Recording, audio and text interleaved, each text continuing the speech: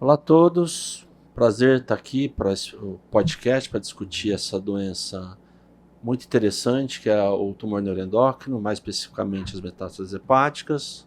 O meu nome é Charles Urstrassen, eu sou radiologista intervencionista do AC Camargo Cancer Center.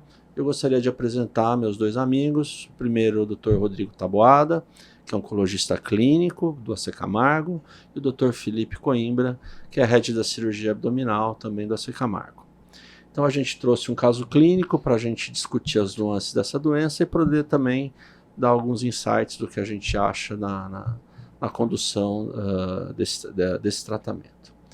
Então, a paciente é do sexo feminino, vejam bem que é uma paciente bastante jovem, 23 anos, ela é de São José dos Campos, e ela tinha um quadro de dor em andar superior do abdômen, estava tratando como gastrite por um clínico da região, também tinha diarreia, cansaço e perda de peso, isso foi em setembro de 2020, e o clínico pediu uma tomografia e que mostrava essa lesão extensa na cabeça do pâncreas e também as metástases hepáticas. E foi quando ela chegou aqui no AC Camargo para nossa avaliação. Então, a primeira dúvida desse momento... Então, a primeira dúvida desse momento, o que é preciso fazer? Eu acho, sim, Charles, que é interessante que uma paciente de 23 anos, às vezes um clínico geral não vai suspeitar que ela possa ter um câncer, né? E assim, a gente tem que sempre ter essa suspeição, né? Considerar bem as queixas do paciente, investigar. Foi feito isso. Então, aparentemente, um primário no pâncreas, com metástases hepáticas. Nesse momento a gente não sabia qual que é o tipo de tumor, né? Então primeiro tem que ir atrás do diagnóstico, um anátomo-patológico, e depois um estadiamento completo. Pelo esse padrão de doença, é possível suspeitar especificamente o tipo de câncer? Sim, em geral só uma doença mais hipervascular, né, Coimbra, comparado com o adenocarcinoma de pâncreas, que ele é mais hipovascular, né?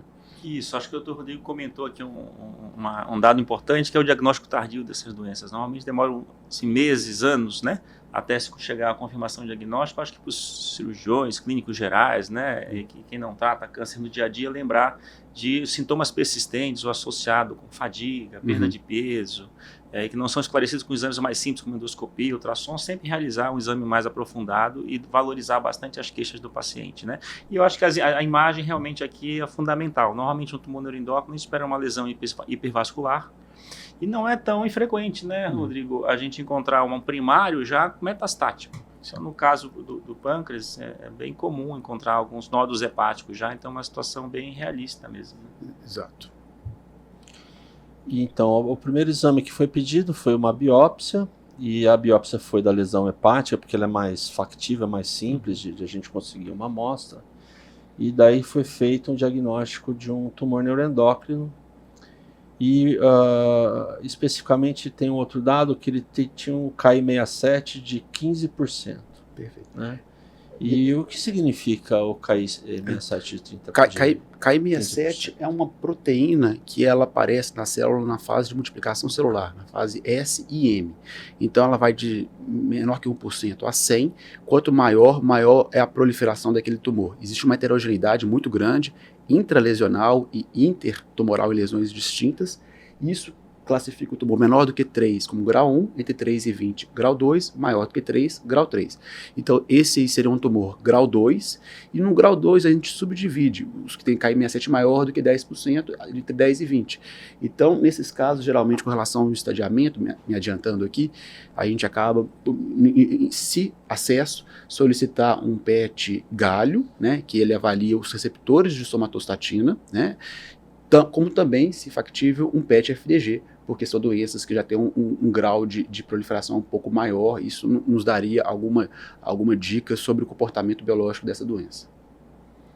Acho que o ponto importante aqui, né, Charles, também é isso que o Rodrigo comentou, que uma vez feita a suspeita, diagnóstico, uma confirmação através de uma biópsia, fazer o estadiamento, né, entender o grau de avanço, onde tem possíveis metástases, localmente, como que é o tumor primário, se é ressecável, se não é, quais são as consequências que isso traz localmente, ou de sintomas, ou mesmo de risco para o paciente em algumas situações.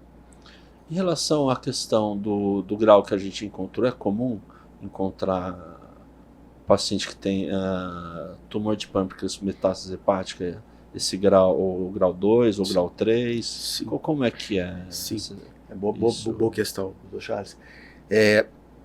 Em geral, o pâncreas ele tem um prognóstico pior do que os tumores neuroendócrinos de intestino delgado. Então, não raro a gente vê pacientes com tumores de pâncreas, TNEs, que têm um grau maior, e as metástases, em geral, elas têm um Ki67 maior do que os tumores primários. Né? Justamente refletindo isso, que está tendo uma seleção clonal, que foi justamente os clones mais proliferativos que estão metastatizando. Né? Então, isso aí é uma coisa que acontece. Vale a pena chamar a atenção também da entidade de TNE grau 3, que foi descrita primeiramente em pâncreas em 2017, e depois ela foi expandida para outros tumores. Então, são tumores que são de alto grau, com um Ki67 maior do que 20%, e não são pouco diferenciados, não são carcinomas neuroendócrinos, eles são TNEs, ou seja, eles são bem diferenciados, mas têm um grau de proliferação maior.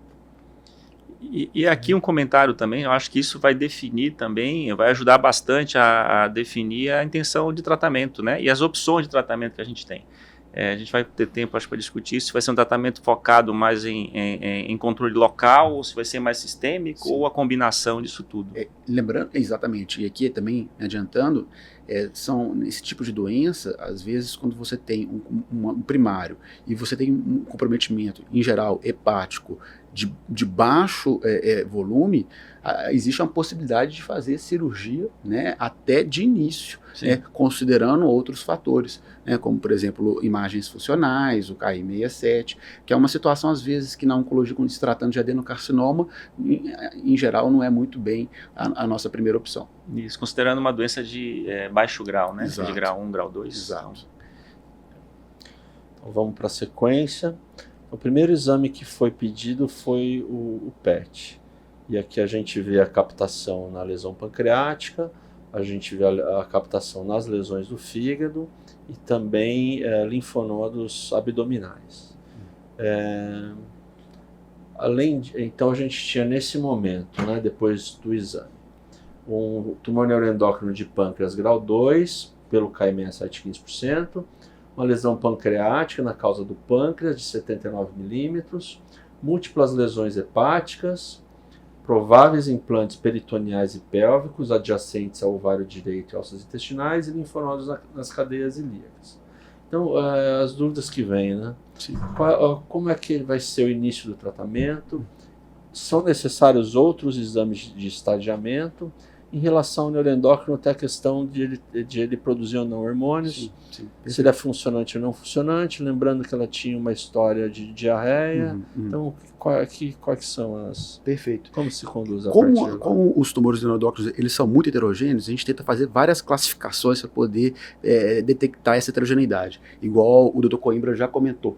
Uma delas é com relação se são tumores que produzem ou não produzem uma síndrome funcionante. E esse diagnóstico ele é clínico com relação à presença, né, desses sintomas, e também a confirmação laboratorial de uma alteração endocrinológica. Né? Então, essa paciente, eu conheço o caso, ela tinha um pouco de diarreia, até por uma insuficiência pancreática, provavelmente, mas ela não fechou critérios para nenhuma síndrome funcionante. Lembrando que síndrome carcinóide é extremamente rara quando o primário é pancreático. Ela fez um PET-FDG com múltiplas captações, mas um SUV baixo, né? Poderia ter feito um PET-galho também. E eu vejo uma paciente que tem um tumor neuroendócrino de 8 centímetros do primário no pâncreas, múltiplas metástases hepáticas, uma até volumosa. Eu acho que o primeiro passo seria talvez iniciar um tratamento sistêmico para essa paciente, tentar entender um pouco o comportamento biológico e se tratando de pâncreas, a gente sabe que esses tumores eles são mais quimiosensíveis do que quando o primário, por exemplo, é de delgado. Então eu acho que o tratamento sistêmico ou com análogo, né, mas o análogo de somatostatina ele não daria taxa de resposta, provavelmente a gente iria acabar fazendo alguma quimioterapia, algum alquilante para esse caso. Eu acho que é fundamental, né, essa discussão, porque aqui a gente vê realmente claramente que parece que a prioridade é sistêmica, a gente precisa controlar a doença como um todo. E também é importante que as equipes que fazem o tratamento local, vamos dizer assim, o cirurgião, o radiologista intervencionista, acompanhem esse caso desde o início e entrem na discussão porque em algum momento pode ser que esse paciente tenha um controle global da doença e aí tem um papel de resgate, talvez, né, desses tumores. Tem um outro detalhe aqui, só que esse paciente tinha uma lesão bem volumosa no pâncreas.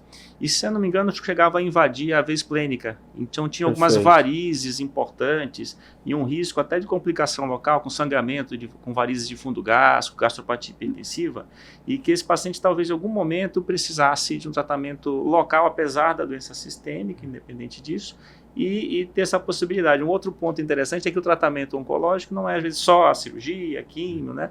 Mas o Rodrigo comentou um ponto, o doutor Rodrigo comentou um ponto muito importante aqui. Ela tinha provavelmente, síndrome de insuficiência exócrina pancreática. E se isso não fosse tratado, ela provavelmente desenvolveria uma desnutrição grave, limitando, muitas vezes, a possível tratamento futuro, né? Então, isso deve ser considerado e tratado desde o início. Perfeito. Então, ela tinha os resultados de análise para ver se ela era funcionante ou não, que é o 5-HI e a cloromina A. O ecocardio, que também é uma rotina se pedir quando se pensa em tumor funcionante ou não. E se decidiu o tratamento, como você comentou, pelo alquilante, né? Dr. Charles, um comentário rápido. O 5-HIA, a gente costuma realmente pedir, é um metabólito da serotonina, que a gente faz em uma dosagem em urina de 24 horas, já que a serotonina ela tem uma liberação circadiana errática. Agora, mas a gente pede principalmente quando são TNEs de intestino delgado, sabe? E a cromogranina A é um exame que não é coberto pelas fontes pagadoras, existem inúmeros falsos positivos, então é um exame que usualmente a gente não pede, isso aí foi solicitado externamente naquele momento, tá bom? Tá bom, perfeito. Então, se começou com o alquilante e depois de 11 ciclos, ela estava nessa situação, ela tinha tido uma resposta radiológica, doença estável, né? Não tinha tido resposta radiológica na realidade. E essa era a situação, ela mantinha a lesão na cauda do pâncreas, as metástases hepáticas, como o Dr. Felipe comentou, ela era uma paciente de risco para ter complicação local, e teve uma proposta de tratamento cirúrgico naquele momento. Ela começou capecitabina e temozolomida, né, que é uma fluoroprimidina associada com alquilante, e esse alquilante pode induzir mutações, então é mutagênico, a gente não costuma fazer esse tratamento por muito tempo, pelo risco de neoplasias secundárias. Ela teve o benefício máximo nesse momento, lembrando que é uma paciente de 23 anos de idade. Então a gente fica pensando em alguma outra alternativa para ela, uma possibilidade de cirurgia, de fazer algum debug nesse momento que realmente foi discutido no nosso tumor board, né? Tocoimbra, essa opção. Sim, eu acho que aqui temos um momento realmente de decisão, né? Então a gente avalia isso, uma paciente com excelente performance clínica, uma boa resposta, e uma resposta persistente, pelo menos, né? Após 11 ciclos de CAPTEM, e que do ponto de vista técnico, seria possível, sim, uma eventual ressecção da lesão primária, que tinha, desde o início, entendido que pudesse levar a complicações tardias locais, como até sangramento, hemorragias digestivas. E então entendeu-se nesse momento que talvez realmente uma exploração cirúrgica com a ressecção do primário, resolvendo essa questão, e neste momento uma exploração, uma investigação do que tinha acontecido com as outras lesões, né? Possíveis lesões de peritônio, e avaliar o fígado, né, com palpação, ultrassom intraoperatório. Então tudo isso eu acho que é possível e talvez pudesse trazer numa situação específica, né, personalizada para essa paciente, um possível benefício de controle local e loco-regional. Ok.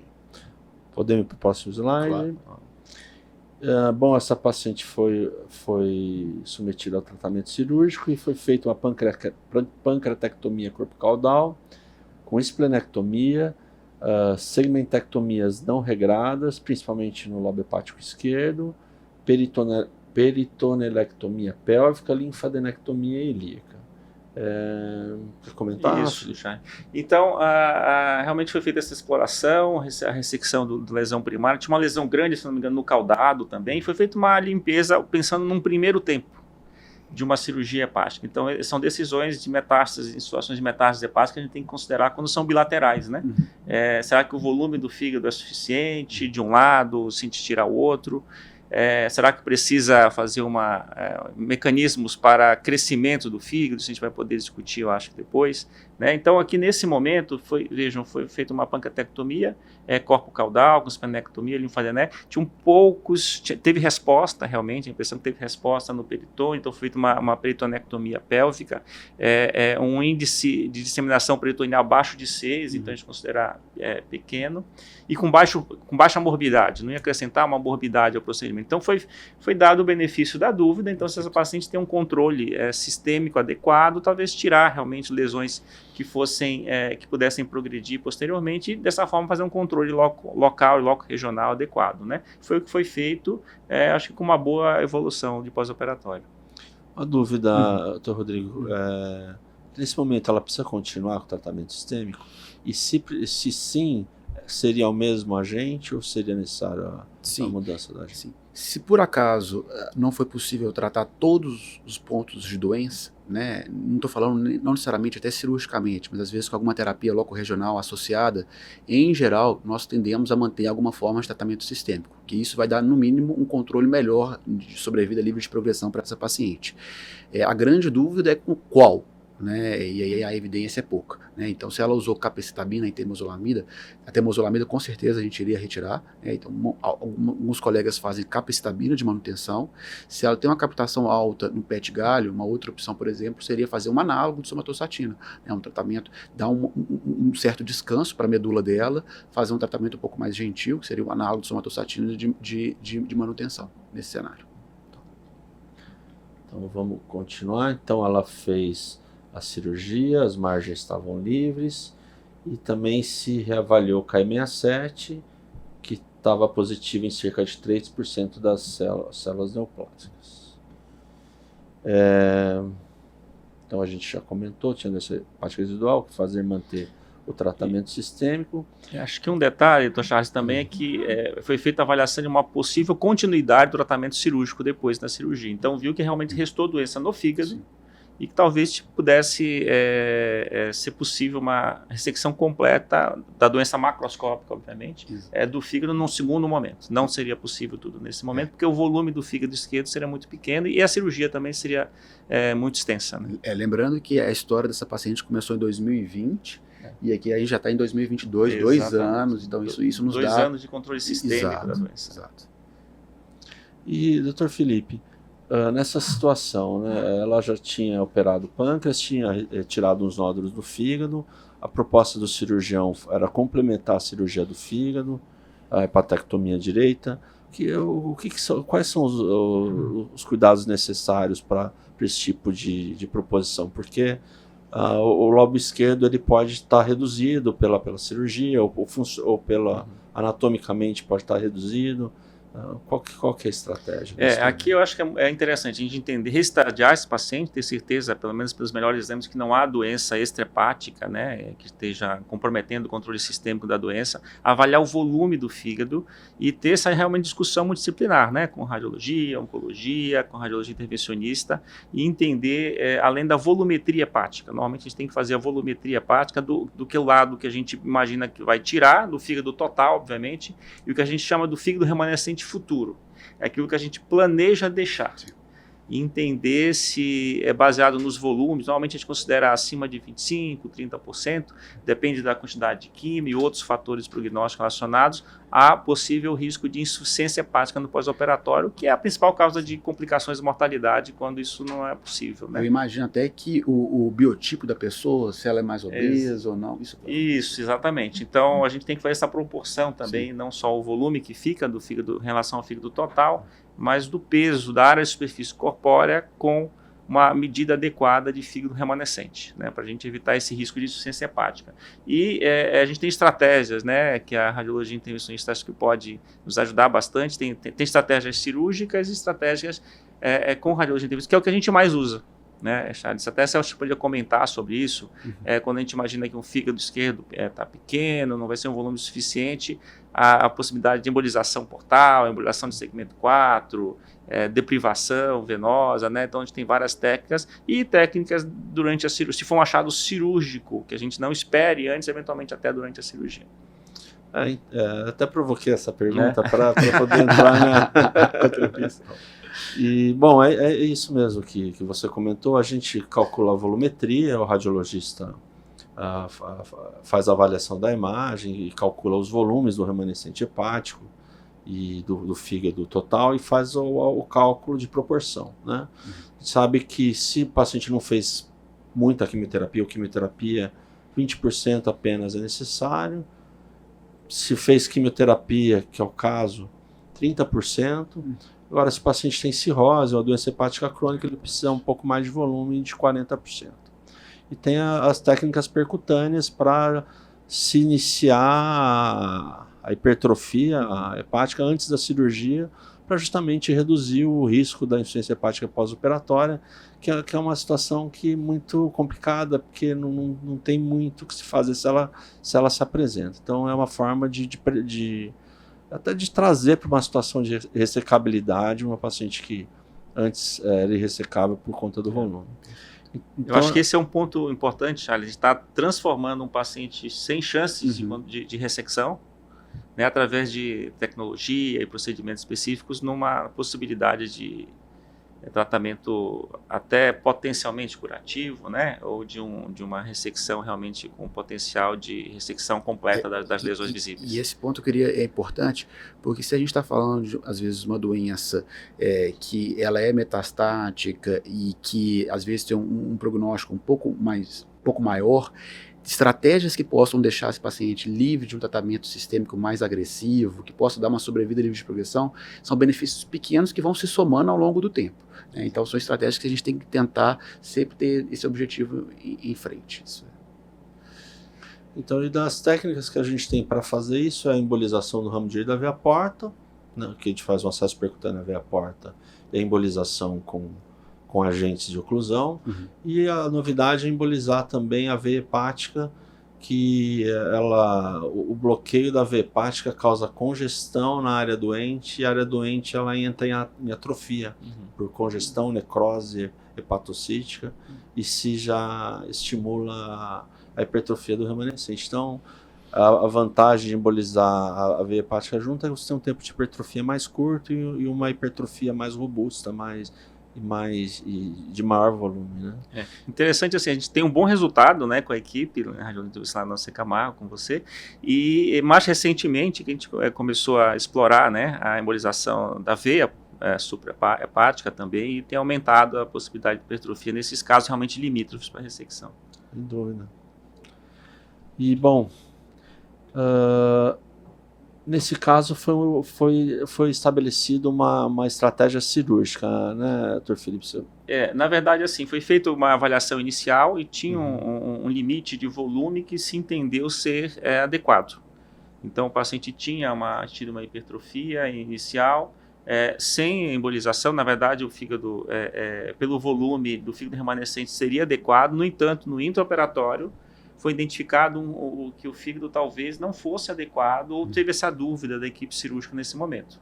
Então foi uma decisão, na verdade, que é rara, é difícil a gente partir para essa técnica, mas foi uma decisão intraoperatória por segurança, e achou que precisava um pouco mais de hipertrofia. Então foi decidido fazer o que a gente chama de uma ligadura da veia, né, da veia porta do lado direito, que seria ressecável, e a partição do fígado, que é uma técnica conhecida como ALPS, que é uma alternativa, mas a gente se sente hoje em dia muito mais seguro fazendo a técnica percutânea, como você falou, e preparado para a cirurgia. Mas nesse caso específico foi feito dessa forma, e isso permite que 2 ou 3 semanas, algumas semanas depois, se o fígado realmente cresceu o suficiente, a gente parta para o segundo momento e tire o lado que está doente, né? E foi o que foi feito. Então, nesse momento, foi revisada a cavidade, não encontrou mais nenhuma doença, e nesse momento foi possível fazer uma ressecção completa, macroscópica, de todas as lesões abdominais. Perfeito. Então, aqui a imagem do ALPS, a gente vê a linha de corte ali junto à veia hepática direita, a veia hepática média, e aqui o fígado já ressecado, já hipertrofiado, numa situação de pós-operatório. E vejam 3 anos depois, né? Então é um caso realmente selecionado, né? Um caso com um controle prolongado da doença. O que a gente faz nesse momento? A gente mantém tratamento sistêmico, ou só faz segmento por imagem? É uma decisão caso a caso, né? Se nesse exato momento o paciente não tem evidência nenhuma de doença, né? Seria até não existe benefício de tratamento adjuvante nos tumores neuroendócrinos. Não existe isso. Talvez nos carcinomas neuroendócrinos, situações específicas, mas se não tem nenhuma evidência de doença, poderia optar por não fazer nenhum tratamento sistêmico nesse momento, né? Ou, como eu tinha comentado antes, algum tratamento de manutenção que seja menos agressivo. Um tempo depois, ela recorreu em 2 locais, né? O primeiro foi na loja pancreática, aqui do lado direito, e aqui também uma lesão hepática, um nódulo hepático, e também uma outra lesão na parede abdominal, em novembro de 2022. Nesse momento, se propôs um novo controle sistêmico. E quer comentar?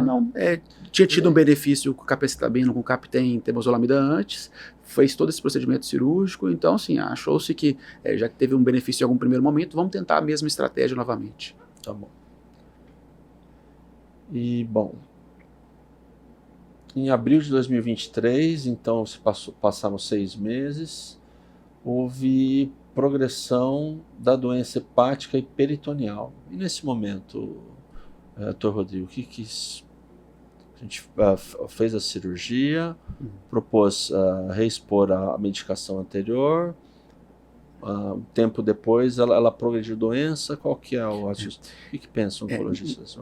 Nesse momento, assim, a gente vai sempre avaliar alguns pontos, como a paciente está, qual foi a tolerância dela a essa linha de tratamento, quanto tempo ela conseguiu fazer a essa linha de tratamento. Se por acaso ela conseguiu ficar um tempo que a gente julga adequado e começa a ter uma progressão, uma oligoprogressão, a primeira coisa que passa na nossa cabeça é pedir ajuda para vocês, né, tanto da radiologia intervencionista quanto da cirurgia, sobre a possibilidade de tentar fazer algum tratamento loco-regional nesse sítio de oligoprogressão.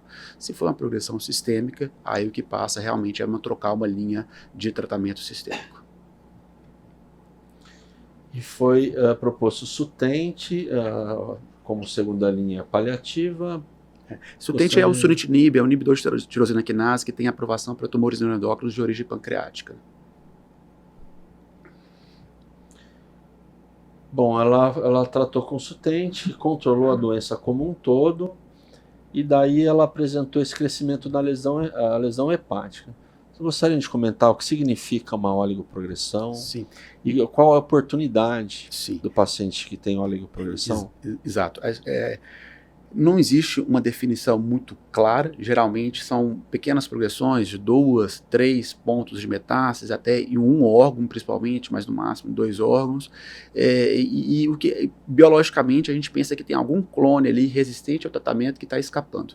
E assim, aí eu volto àquele comentário anterior, esse é o momento aqui, né, ponto alto, que é o ponto da gente poder tentar associar alguma estratégia, né, que possa direcionar algum tratamento, e aí eu refaço a pergunta aqui para você, Dr. Charles, né? Nesse caso específico, o que poderia ser feito nessa situação? Então, no frente à oligoprogressão, a gente pensa em tratamento local por radiologia intervencionista, a gente usa imagem, né, para fazer procedimento minimamente invasivo, e nessa situação a gente tem 2 opções, as 2 muito boas. A primeira delas é a embolização, que a gente faz um acesso vascular e oclui o território vascular do tumor, porque a gente tem o conhecimento que o tumor é nutrido pela artéria hepática. Já o parênquima é pela veia porta, mas ele entrega menos resultado de longo prazo do que a ablação percutânea, com o cuidado de que a ablação percutânea tem que ter localização favorável e tem que ter tamanho, porque a ablação percutânea é um método que é considerado curativo.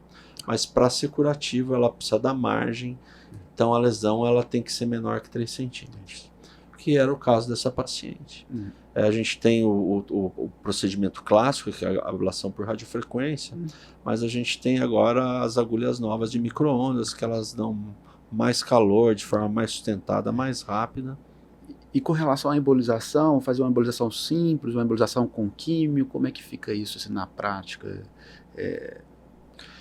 É controverso nos tumores neuroendócrinos, porque a gente não tem nenhum estudo ainda que compara para dizer que uma é melhor que a outra. O que a gente tem assim é que o tumor de pâncreas ele tem um comportamento mais agressivo pela biologia. Então, o tumor de pâncreas a gente tende a oferecer quimioembolização, a combinar quimioterapia intraarterial com a embolização para ter mais resultado de longo prazo. E os tumores neuroendócrinos de outras localizações, por exemplo, de intestino delgado, a gente já não vê esse benefício, então a gente faz só a embolização sem a quimioterapia. Mas isso é uma oportunidade até de um estudo, a gente até está avaliando os casos que a gente tratou para ver se a gente encontra algum benefício, mas de literatura a gente não tem muito dado, mesmo porque é uma doença rara.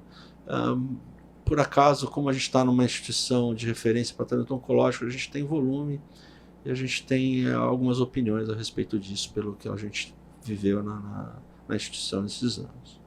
Mas no caso dessa paciente a gente fez primeiro uma biópsia, porque para ver justamente aquilo que você tinha comentado de se procurar uma hipermutação pelo uso prévio do alquilante.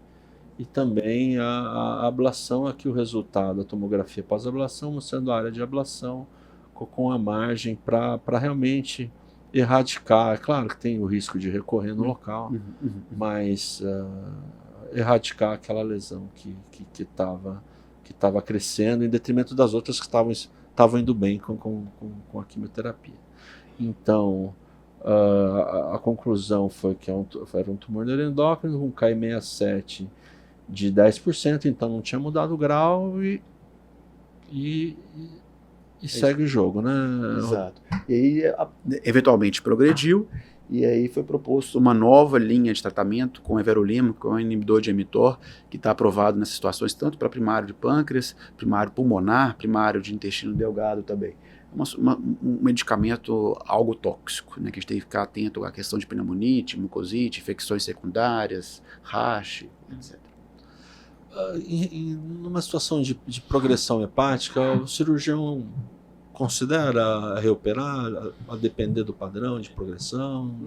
Qual seria? Como que você pergunta, Charles? Eu acho que entra nas mesmas discussões, né? O estadiamento da doença, quanto de fígado sobraria numa eventual ressecção, quanto que a doença sistêmica está controlada. Então, a cirurgia entra como uma das possibilidades de tratamento local, considerando, às vezes, uma possível maior morbidade. A gente tem que ter bastante cuidado com a morbidade, né, do procedimento, e se não é o caso de fazer tratamentos percutâneos ou menos invasivos que possam ter resultados semelhantes. Mas tem um papel sim, né, eventualmente exploração ou algum foco específico nessas oligorecidivas. Setembro de 2024, né?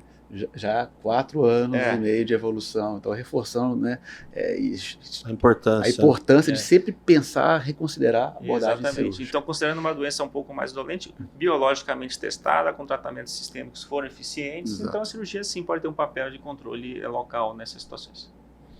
Bom, então, como eram alguns pontos, então era uma progressão sistêmica, então se mudou para uma terceira linha, que foi o everolimo, mas aí a gente foi pego de surpresa com essa... Pego de surpresa não, né?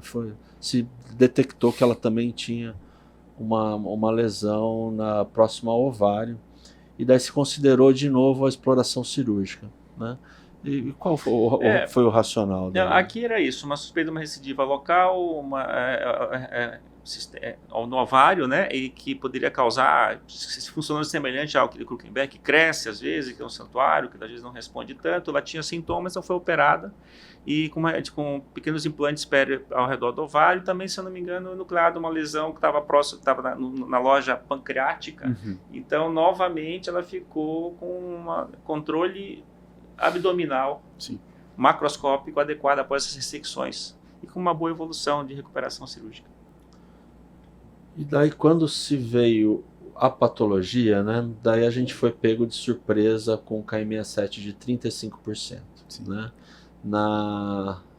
foi na adrenal, que significa isso? Rodrigo? Exatamente por pressão. Tantos tratamentos sistêmicos acontece ocorrendo uma pressão terapêutica clonal, seleciona clones mais resistentes, que são mais agressivos, que proliferam mais, que têm um Ki67 maior. Lembrando que essa paciente ela usou Captem por 2 ocasiões, né? Então, o que significa isso é que o prognóstico começa a ficar pior, né, para essa paciente, né? Mas essa mudança do grau, ela pode também ser uma oportunidade? A mudança do grau per se, não. O que é uma linha de estudo na nossa instituição é a possibilidade de fazer um tratamento com um agente alquilante, e como ele é um agente que induz mutações, esse tumor pode ter, em cerca de 20, 30% dos casos, ficar hipermutado, com uma carga mutacional, um TMB, maior do que 10. E isso poderia abrir uma janela de tratamento com imunoterapia. Inclusive, nós temos uma aprovação de uma imunoterapia pembrolizumab de forma agnóstica no nosso país para essa indicação. Então, se há acesso, e a gente sempre pede para você, né, Charles, para sempre, por favor, tentar biopsiar, para a gente poder fazer essa análise, porque a gente já teve alguns casos, né, e ela é um desses, que acabou desenvolvendo uma carga mutacional alta, um TMB próximo de 100, né, e é uma possibilidade de tratamento a mais para esses pacientes. Poderia esclarecer? Eu já te perguntei isso. O que é uma agnóstico? Perfeito. Agnóstico, né, vem de não acreditar em Deus, né? Então aqui seria como, nessa situação específica da oncologia, seria como você ter algum tratamento que ele não é direcionado para aquele tipo de tumor específico. Ele é direcionado para uma alteração específica, e essa alteração específica ela pode ter em vários tipos de tumores distintos, né? Então nós já temos algumas aprovações diagnósticas. A primeira delas foi em 2017, com o pembrolizumab, para tumores que tinham instabilidade de microsatélites e foram refratários às linhas de tratamento padrão, tumores sólidos, pelo menos uma. Então é um caminho que a oncologia está indo, né? Independente de onde que é o sítio primário do tumor, se ele tem uma alteração específica e já foi refratário aos tratamentos padrões, né, existem alguns medicamentos que podem ser utilizados nessas situações específicas, né, porque eles compartilham da mesma via de carcinogênese, né. Interessante. Eu acho que a gente já está em 2025, isso foi nesse exato momento, né? Exato. E ela vai começar... Ela começou a ter 2 meses com a imunoterapia, a gente ainda não tem essa resposta ainda para poder dar. Últimas considerações, últimos comentários para a gente encerrar. Eu acho que é um caso assim, acho que bem ilustrativo, né? Interessante realmente que a personalização, o cuidado, uma avaliação muito seletiva, né, de cada caso, nessa situação aqui, o tumor neuroendócrino com metástases hepáticas, em que eu acho que a gente teve um bom uso de várias linhas de tratamento sistêmico, né, de tratamento loco-regional e tratamento cirúrgico também, resgatando e fazendo um controle local da doença, permitindo que hoje a paciente tenha um tratamento sistêmico alternativo, né, com uma boa indicação, e talvez tenha um controle, está fazendo um controle de óleo com metástases no fígado, através de radiologia intervencionista também. Então, 5 anos após o tratamento, acho que é com um controle adequado da doença. Perfeito. Tratamento multidisciplinar, individualizar ao máximo, discutir os casos, rediscutir, sempre pensar em todas as opções terapêuticas que a gente tem. Basicamente é isso. E lembrar aos colegas que estão nos assistindo que a gente tem um tumor board específico para tumor neuroendócrino, que é liderado pela doutora Raquel Hickman, e que a gente tem crescido muito, felizmente, nessa discussão multidisciplinar. E também o tumor board de discussão de tumores do trato digestivo alto, que é liderado pelo Dr. Felipe, onde aproveitei para colocar uma foto para mostrar a nossa equipe e o nosso time. Né, Fernando? Isso mesmo. Muito obrigado, Charles. Grande abraço. Obrigado. Abraço, obrigado a todos.